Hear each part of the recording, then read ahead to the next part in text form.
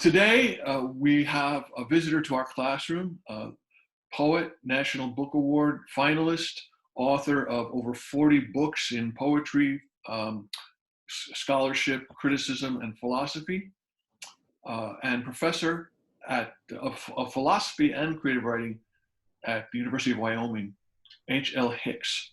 And we're going to talk to Harvey about the poem that we're looking at by John Keats, Ode to a Nightingale. And Harvey, it's one of the amazing facts about you is that you have so much poetry that's just in your head. And I think this is one of those poems I've heard you recite before. So if you would recite Ode to a Nightingale. Oh, sure. Yeah, so John Keats, Ode to a Nightingale. My heart aches, and a drowsy numbness pains my sense, as though of hemlock I had drunk or emptied some dull opiate to the drains 1 minute past and lethe words had sunk.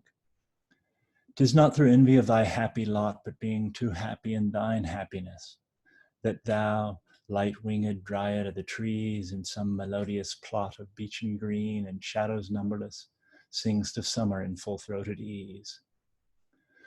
Oh, for a draught of vintage that hath been cooled a long age in the deep delved earth, tasting of flora and the country green, dance and Provençal song and sunburnt mirth. Oh, for a beaker full of the warm south, full of the true, the blushful hippocrene, with beaded bubbles winking at the brim and purple-stained mouth, that I might drink and leave the world unseen, and with thee fade away into the forest dim. Fade far away, dissolve, and quite forget what thou amongst the leaves hast never known, the weariness, the fever, and the fret, here where men sit and hear each other groan, where palsy shakes a few sad last gray hairs, and youth grows pale and spectre thin and dies, where but to think is to be full of sorrow and leaden-eyed despairs, where beauty cannot keep her lustrous eyes, or new love pine at them beyond tomorrow. Away, away, for I will fly to thee, not charioted by Bacchus and his pards, but on the viewless wings of poesy. Though the dull brain perplexes and retards, already with thee tender is the night, and haply the queen moon is on her throne, clustered around by all her starry fays. But here there is no light, save what from heaven is with the breezes blown, through verdurous glooms and winding mossy ways. I cannot see what flowers are at my feet, nor what soft incense hangs upon the boughs, but in embalmed darkness guess each sweet wherewith the seasonable month endows the grass, the thicket, and the fruit tree wild, white hawthorn and the pastoral eglantine, fast fading violets covered up in leaves, and mid-May's eldest child, the coming musk rose full of dewy wine, the murmurous haunt of flies on summer eves. Darkling I listen, and for many a time I have been half in love with easeful death, called him soft names and many a mused rhyme to take into the air my quiet breath. Now more than ever it seems sweet to die. Now more than ever it seems sweet to die, to cease upon the midnight with no pain, while thou art pouring forth thy soul abroad in such an ecstasy. Still wouldst thou sing, and I have ears in vain, to thy high requiem become a sod. Thou wast not born for death, immortal bird, no hungry generations tread thee down. The voice I hear this passing night was heard in ancient days by emperor and clown. Perhaps the self-same song that found a path through the sad heart of Ruth when sick for home she stood in tears amid the alien corn, the same that oft times hath charmed magic casements, opening on the seas, perilous lands, forlorn.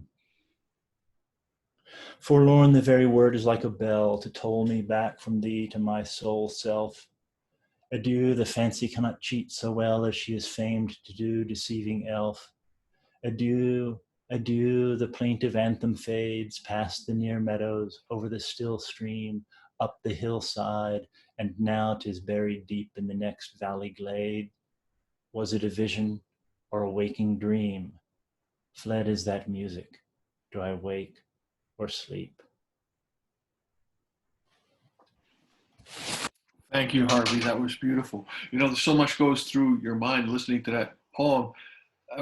I'm first curious, rather than the how or the why or what it means, how did that feel? How does it feel to have that poem go through your body? Yeah, yeah, no, that it's one of the things that's important to me about um, having poems memorized. And I think we have more than once discussed the tenuousness of that, and I'm old now, and my memory's not as reliable as it once was. And sorry, I lost a couple of places in that recitation, um, but it matters to me how it feels. I just finished reading a book yesterday, um, an amazing book by a scholar I didn't know before. Her last name is Berardi, and the book is called "On Poetry and Finance." and and his claim is that we're one of the reasons for our current political and economic difficulties is that we have we've separated ourselves physically from language. So in the same ways that we've separated ourselves physically from production of goods, economic growth used to be because we made more stuff. More of us worked harder with our hands or at machines or something, and so we made more stuff. But now money just grows by itself. It's a semiotic system, and it's totally divorced from us. Growth, profit isn't made by making more goods. Profit is made by the workings of this mathematical system. And he says, this scholar says, look, a part of the issue is that we're separated from the language now. And so in ways as simple as young children now learn language from machines, not from their mothers. And so it's a physical difference in the same way that we experience a physical difference having a Zoom conversation versus being face to face. And so his claim is that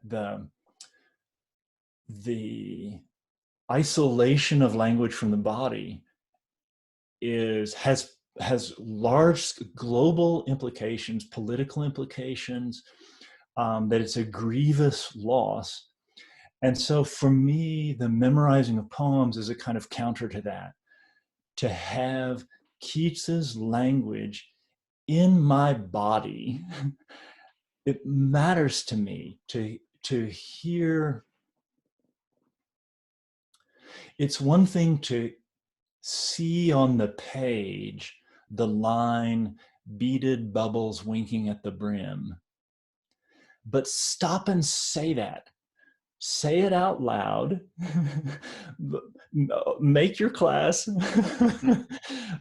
make everybody stop and say that out loud. Beaded bubbles winking at the brim. It feels that's supposed to happen in your body because it's talking about a thing that happens in your body. He's talking about drinking a fizzy drink, and it you feel, you don't just look at it, you feel a fizzy drink. And that's what he's doing with the language. Beaded bubbles winking at the brim.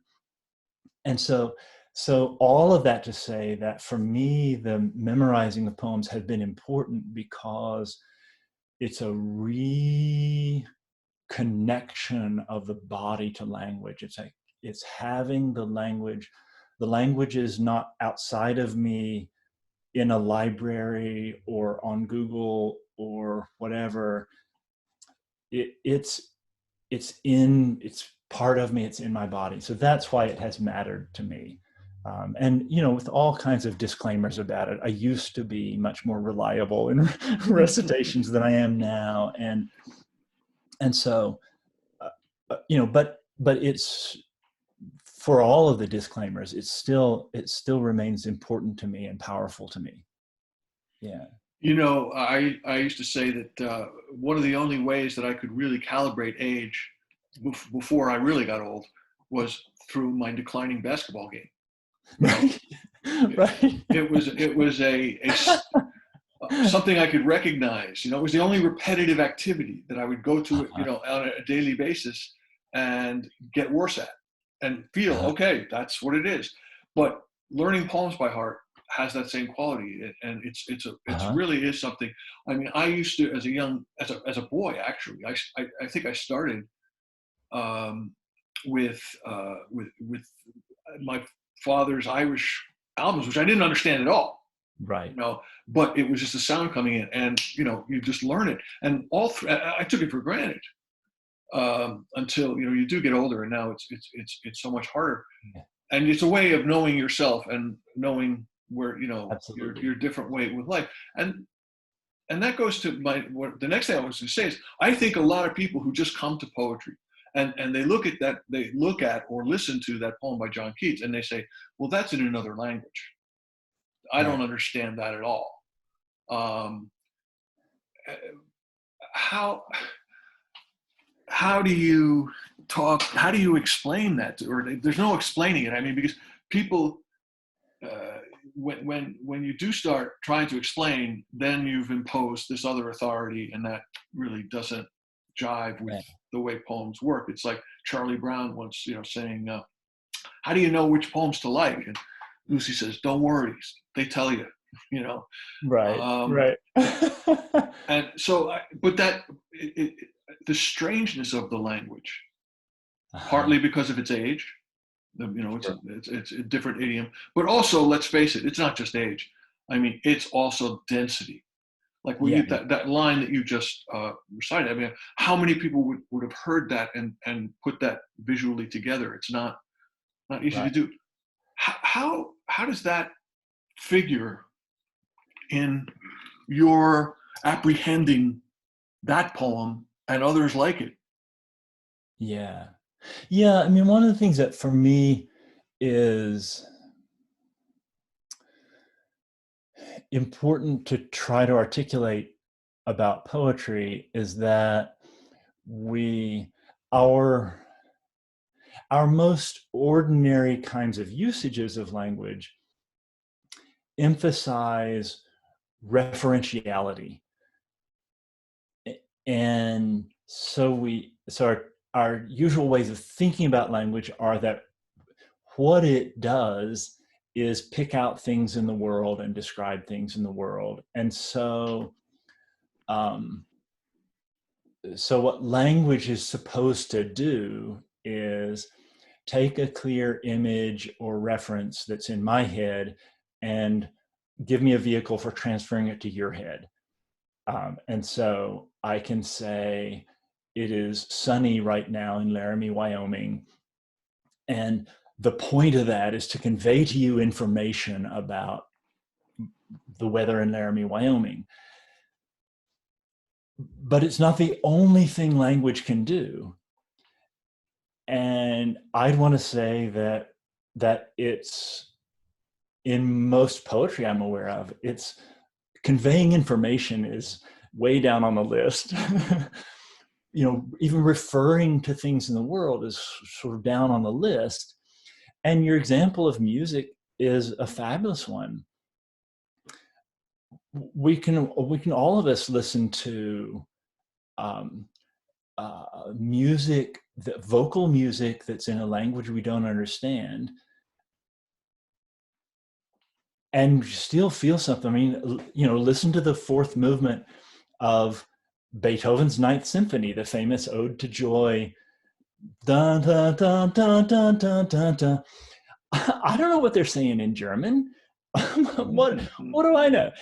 But it doesn't stop that from having its effect. I feel that music in my body. I feel the lyrics in my body. And we do the same thing with rock and roll. Right. In fact, there's a great deal of rock and roll that it's nonsense syllables from whatever old generation. She loves you, yeah, yeah, yeah. Yeah, yeah, yeah.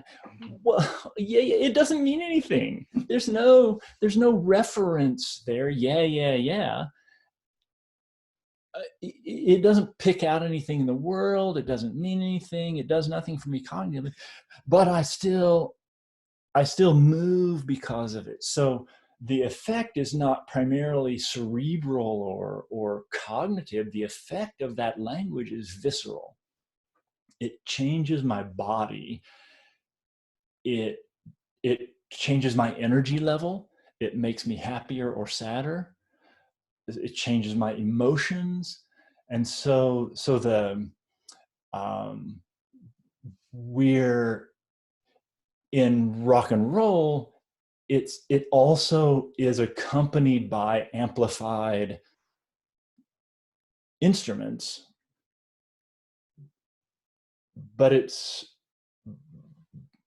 Keats ode or a contemporary poem is doing the same thing, maybe a little bit quieter than typical rock and roll song, because you got the volume up and a nice loud electric guitar or whatever the particular kind of music is. But language can still do that same thing that the rock and roll is doing. I don't go to whatever the cool kind of music is now, a punk rock concert or a death metal concert or what a rave. I don't go to those things in order to receive information from the band. That's not the point. That's got nothing to do with it. Mm-hmm. I go to change my body. I go to feel different. I go to move differently than I usually move. I go to relate myself to other people differently than I normally do. I go to change my social activity, to change my normal inhibitions. And so you and I are talking in a certain way now. And when I'm in the classroom, I behave in a certain way. I go to a rave or a punk rock concert, so I don't have to do that anymore. I can do with my body what I want. I can rip my shirt off. I can dance crazily. I can drink more than I am allowed to at school, like whatever. So the issue isn't primarily about conveying ideas. The issue is about who am I in relation to my body and my world and the people around me. That's what's at stake. And it doesn't happen in a way that you can make sense of to somebody. I can't, when I come home from the punk rock concert in the wee hours of the morning, I can't explain to my mother, who's there at the door to greet me, having awakened and had her breakfast already. I can't explain to her, I can't rationalize that to her. I can't account for it and say, yes, mother, that here's what I learned from the punk rock concert. There's no accounting for it to other people. And in a similar way to me, poetry is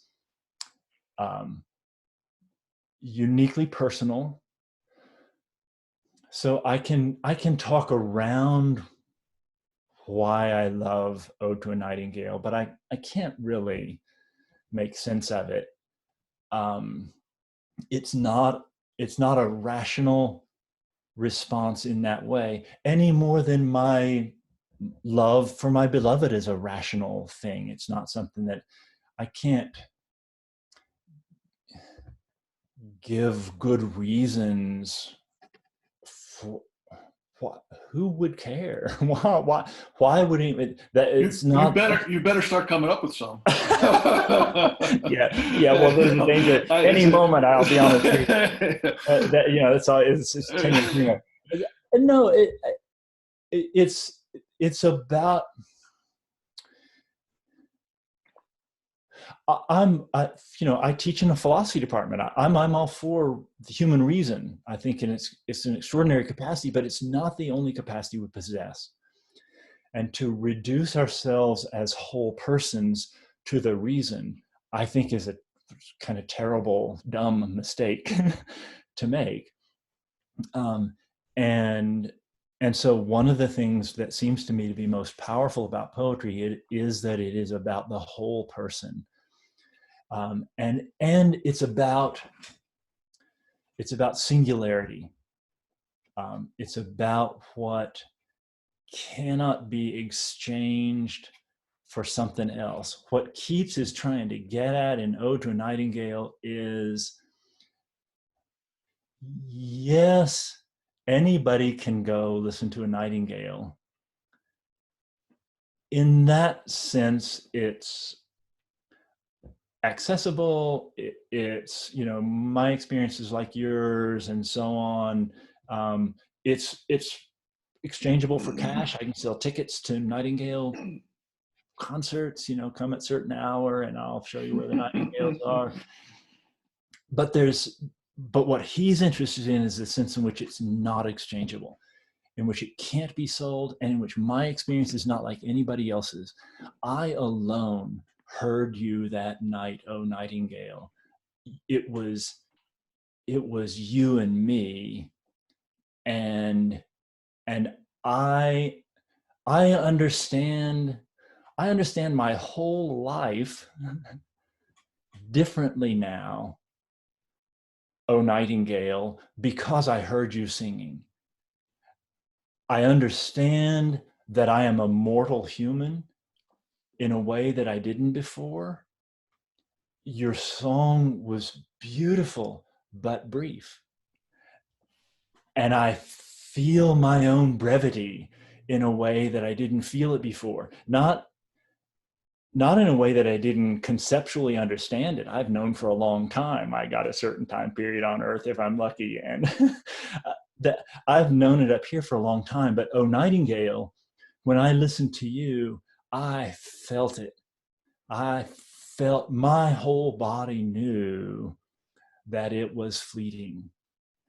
And that's what Keats is getting at there, that this,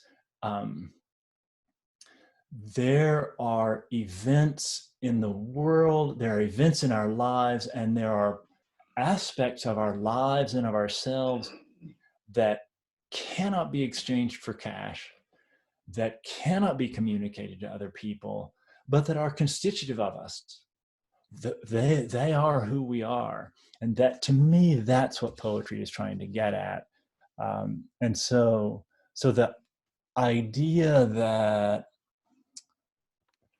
it's best understood by writing an essay with 3 points and a recapitulation, the idea that that's how you get at understanding a poem seems to me to be not the most robust way. That understanding of a poem is a much more embracing thing. It has much more to do with sympathy, a word that comes from the Greek word for suffering with.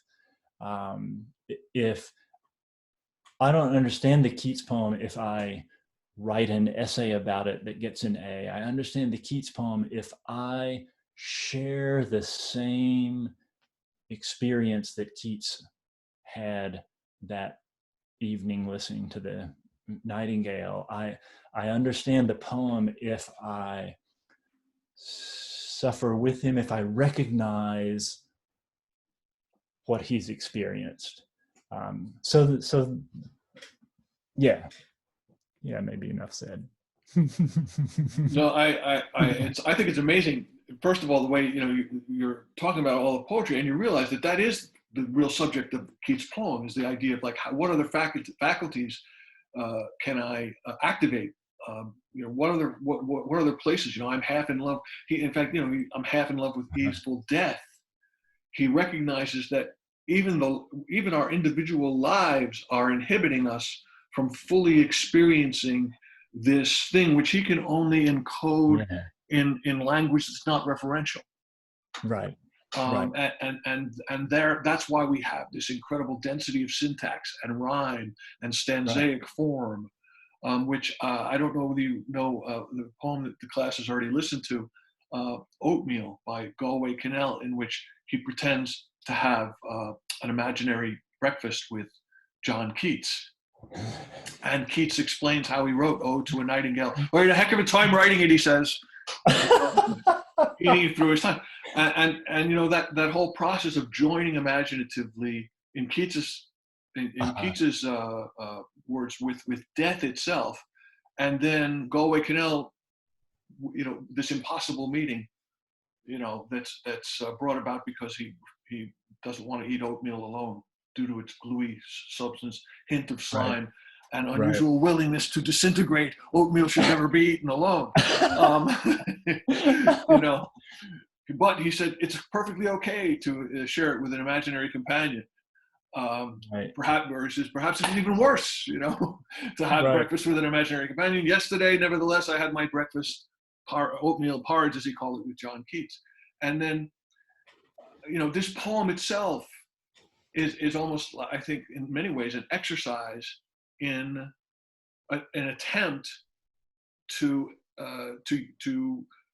make form out of something that we experience perhaps only fleetingly and is formless, which is this experience that you just so beautifully narrated. And of course, the ultimate irony is that we're doing all this as part of a class that's rather unpoetically titled Survey of Brit Lit 2. And we're going to march through this, and we're going to roller skate through the Louvre. We're going to march joylessly from one poet to another. We're doing the Romantics this week.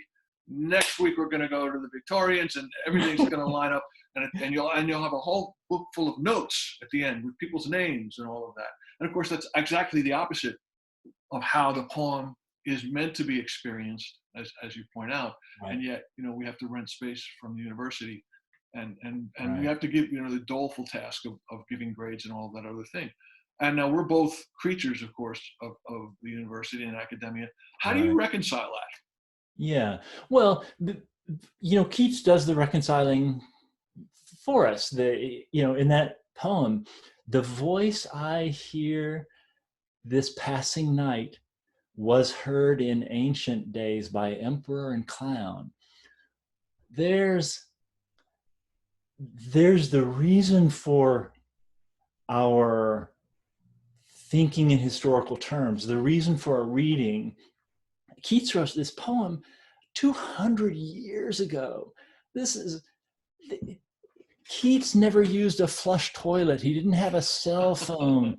There weren't cars. It was a totally different world that he lived in. Totally different. But his words are an encapsulation of shared human experience and a recognition of the continuity of human experience. Yes, human experience changes rapidly. We're in a moment of very rapid social and cultural change, digital technology, pandemics, all kinds of things going on that are making for very rapid change. But there's also a thrum of continuity underneath all of that that's the basis of justice. It means that every human being is equal, independently of background, independently of money, independently of title, independently of privilege, independently of everything. Every human being is equal in the eyes of God. Think of that however you want. The voice I hear this passing night was heard in ancient days by emperor and clown, by the highest, most privileged, honored, socially ranked person, and the lowest person. Both of them, they hear the same song. And so the claim here is that there's an that there's a continuity across change, that human experience, something about human experience, whatever is changing, there are some things that remain constant about human experience and that allow us to share our experience with one another. And so you and I are different in our backgrounds and how we were raised and our religions and our races and our genders and our everything, but we have points of commonality that we share and that we have shared with every human being who's ever lived. And that's the basis for justice, that anybody who claims to be special is fooling themselves and trying to fool me. And so to convey that, to convey the whole basis of human solidarity and justice in 2 lines of a poem, 20 syllables, 40 syllables, that you have to compact the language down. You have to make, the language has to be dense and it has to be patterned. So it's not only that he's packed it tight, it's that he's created a pattern within it. And patterns, we know that patterns open out on the larger spaces. And so we can find pure patterns like, visual images of that are patterns that convey things, patterns that we see in nature, the Big Dipper. We recognize this as an arrangement of something that conveys information about where direction and all these kinds of things. So packing it in and giving it pattern, and that makes it a different reading experience than reading, my favorite website or whatever. It's a different reading experience because he's packed the whole basis of human solidarity and equality and justice in 2 lines. Not bad, Keats. Good work, young man. And he was only 23 when he wrote it, the bastard. Yeah. So there you go. Yeah. Well, thank you, Harvey Hicks, on John Keats, and we look forward to mulling over what you had to say, and we'll make sure they write a 3-paragraph essay on it. Yeah. Well, thanks for letting me join your class. It's greetings to the students in the class. I hope there are many moments of recognition and sort of hearing important news, the news that stays news. Thanks, Phil.